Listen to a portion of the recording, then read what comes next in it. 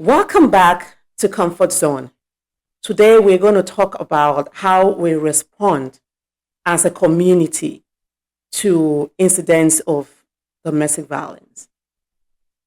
Um, in the wake of social media, a lot has changed.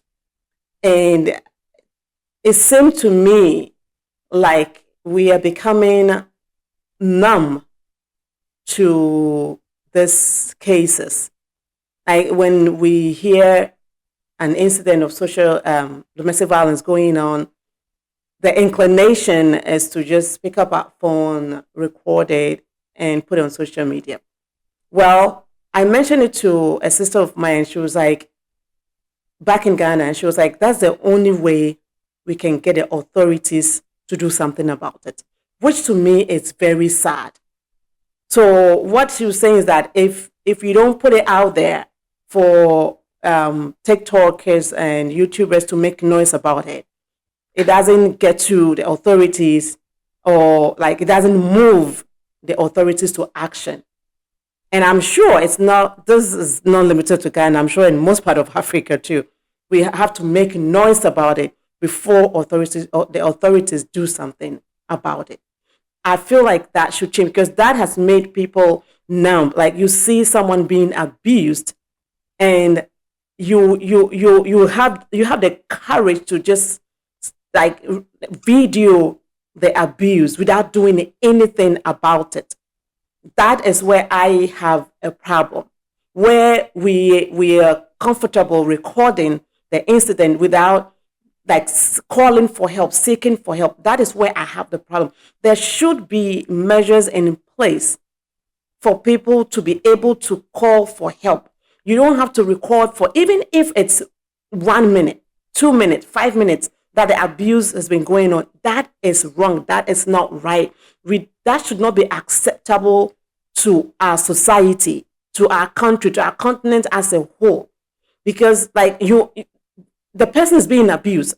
Like you can do something about it. There should be a number. And like when my sister said that, I didn't know who, like, I really couldn't blame those who videotape and put it online, because it was in a sense, they feel like they're doing the right thing, that's how they call for help. But why can't there be a number? Why can't there be a unit, is it DOFSU unit at every police station where people can just, with a number that people can call when they see abuse taking place, and believe or be confident that there's going to be swift response. That should be, we should have something like that in place. Every police station, because I mean Ghana has like police station in every city, every town. Yes, it might not be as big as the Waju or the ones in Accra or in the main cities, but every town, every village has a police station of a sort. Like this thing goes on all over Ghana. It's not only limited to some parts of Ghana. So how about you have a police station close with like a number at every police station that someone can call. Hey, I hear my landlord and beating the wife. I see him. They're outside. The case that happened at a phone call. Like that's a typical example. There's so many things that could have been done differently in that particular case.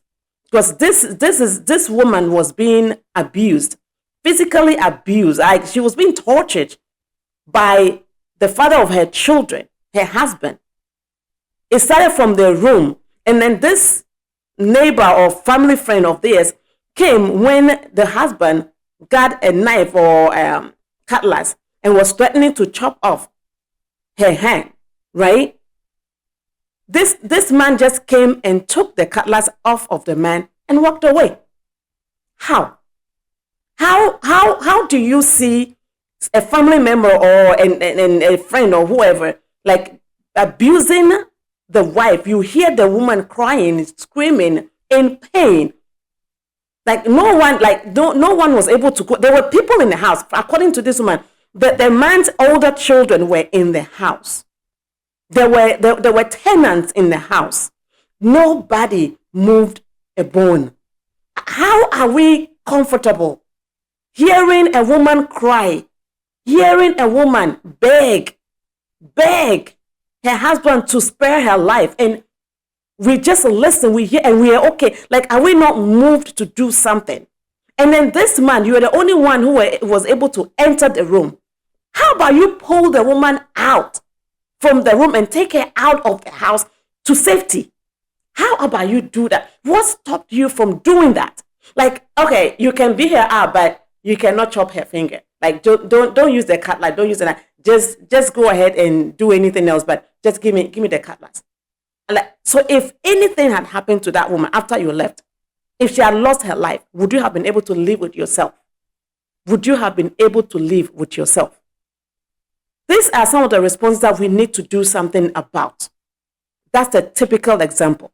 Don't just go and take the knife or take the cutlass and walk away, leaving her at the mercy of the husband who's already abusing her. Because the things that she said this man did to her inside the room before they came outside. And the video was out there. It was out there. It was later that it was censored, but like, this woman was stuck naked. She was outside. Of course, the house was gated, but she was outside of the room, laying on the floor, crying, begging for mercy.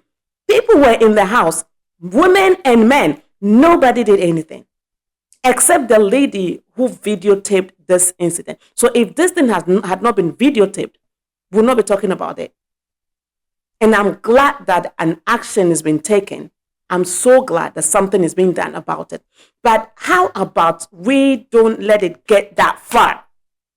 Because before it went viral, it went on social media, I saw the scars on her body. I saw the scars. Like, she has been wounded. It could have been avoided. I'm going to talk about the police later. That's a whole new show for them. How they respond, how they responded even before what we saw. Because she was going to the police. She was. But I'm not going to talk about that. I'm just talking about how the community, how the society responds to this. So, I don't fault this lady for videotaping. She found help. She found help for this lady. But before you even put this thing out there, how about you, like, maybe find out if someone can teach you how to edit, to, like, to blur some areas, to censor, because, like, I heard it was out there. Like, she was, like, naked. It was later that people started, like, blurring the image and all that. But, people cannot unsee what they saw. The social media, you cannot delete whatever that someone already has on their phone. Some people would just go ahead and just download, So, it's to her, she found, I credit her for, at least getting help for this woman. And I'm hearing she's really getting help. And I'm so thankful for that. But there are thousands of other women like that in Ghana and across Africa who do not have their issues out there, who cannot come out to tell people, to tell the world what they're going through. How are we going to? But then there are people in their homes, there are people in their community who know, who hear what they're going through, but do not do anything about it. Government need to do something. Department of Gender, Ministry of Gender. This should be your call. Just ensure that you have every police station, like, get a hotline number. There should be a national hotline where women who are being abused can call and get help. Get help with counseling. Get help with therapy. Get help with something, like how to escape. Because some people are trapped. Some women are trapped. They don't have any way. They don't know what to do. And they cannot go to the police. Some cannot even go out of their home. So have a number, a national hotline that I hope there is. Because I think the lady that went to this Ernestina woman's house to interview her gave us some numbers. I don't know if it is that's a national hotline, but I'm going to give out the numbers at the end of this. But if it's not, and if it's just a non-profit who's trying to help, kudos to them, and I'm thankful that they have something like that. But people should know, like, we should let this out. People should know. so that if they know anyone who's being abused, they can like readily just give it to the person. Hey, call this numbers, one of these numbers, and you're going to get help, because people need help, but they don't know where to find or how to find help. But before, it shouldn't get there. It shouldn't get there. We shouldn't watch women be abused over and over and over again before we do something about it. Another case in question was in the central region, where this 13-year-old girl allegedly stole this man's money. And it's unbelievable that this despicable man was like, put this girl in a room and was sexually abusing her. She would go and abuse her and come out, take a break, and then go and do it again and take a break. And the community was just nonchalant. They were watching, and some were even blaming the girl, saying that, like she's been doing this for a while, and is that so she deserved to be treated the way she was treated. There were mothers there, there were sisters there, there were girls there, there were fathers there, there were uncles, there were aunties. Like the community was aware, and they were okay with that form of punishment. If someone steals your money, there's a police station. You can go and report the person. But you chose to treat her this way. What a despicable human being. And I'm so thankful for the authorities for acting swiftly. I hear the person is in jail, and he should be there for a very long time, so that people would know. Because listen, they are copycat. Someone will see somebody do this, and they will feel like it's okay. So they will also want to do the same thing. That is what we should avoid. We should prevent people seeing these things and feeling it's okay. So if it's out there and they see it, whoever is perpetrating it must have consequences, so that the other person will know that you cannot do this and get away with it. And the people in the community who see these things and just stand by and videotape and not do anything about it, or like some don't even videotape, they just watch and do nothing. We need to educate them. Because if it's your daughter, if it's your sister, if it's your mother, if it's your son, you will do something about it. Why are you not doing something about it? Because it's somebody else's loved one. That is wrong. That is so wrong, and we don't have to condone that. We need to educate. The NGOs in Ghana who are at the forefront of this, I think we need to ramp up education of the community. Like, it seems like we need it now more than ever. Especially in this era of social media, we need to educate people. Don't just stand by and do nothing. Don't be a bystander. You're watching a 13-year-old being abused over and over and over and over again, and you think it's funny? What is going to become of this girl? I hope she found help. I hope because this girl would need help. She would need help. She would need counseling. She would need therapy, whatever it is. Like, I hope someone is working with her.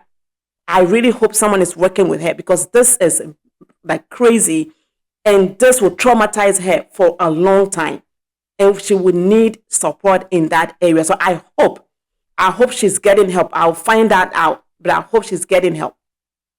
It's very important. Another case in question that happened somewhere in Accra is a girl who was abused by her own father, so much so that she lost her life. People were there. I heard an auntie in an interview who was saying that the dad used to treat her sister the same, that's the girl's mother, the same way. He used to abuse the girl's mother the same way. And whenever he was abusing this woman, he would lock the gate so nobody would be able to come in and save or like help or stop him from doing it. He did that until the woman couldn't take it anymore. And so she left. Someone was asking, why didn't she go with her child? It's a whole other issue that we can talk about later. Don't blame the survivor. Don't blame the survivor. We need to do the right thing. We need to do the right thing. She left. There might be so many reasons why she left, but she left her with her father. Okay, he was abusing the wife, the mother, but she at least expected that he would do the same thing to his own child. And in this case, there was another woman in the house. There was a stepmother, and she started all that. And she was there when dad was beaten. The dad was abusing this girl, beat her mercilessly, went to leave her somewhere under a tree for a whole night, brought her back in the room, in the house, locked her up in the room, and then this girl lost her life. But and to see, the funny thing is that when it happened, I hear he just ran. He ran to hide. Why are you running? If you knew what you did was right, why don't you stay and face the consequences? You ran it to go hide where? Such a coward. Such a coward. Such a heinous human being that you think he will stand and face the law and defend himself. But he's running because he knew what he did was wrong. And people were wrong. They didn't do anything. Please, I mean, back in those days, if you see two kids fighting, you go and you just go and stop them. You go and separate them. If you see like adults fighting, we go and separate them. What is going on? That please, the inclination should not be just stand and watch a video. Do something. Pull the victim away from the perpetrator. Go, like, if everybody in the house, in the senior's house, would have just gone, entered the room, what would the man do to them? He wouldn't have done anything to them. Please, let's make an effort, a conscious effort to do something to stop the abuse. There's so many things we can do, but please, we need to do something. Government, help the communities to be able to call, and when they call, we want the police to swiftly respond. At least, if nothing at all, to come and take the victim, the survivor away from the situation, take them away to safety. The ACT Foundation is there. They can provide shelter. I don't know if there are any other shelters in Ghana, but we probably need more shelters, like those who have money and can support. But take them away. Take them, and if the police is not coming on time, the community come together, troop in your numbers. That one person cannot fight you all, and save this person from the torture. Please, going forward, communities, we need to do this right. It's very important. Thank you. Catch you later.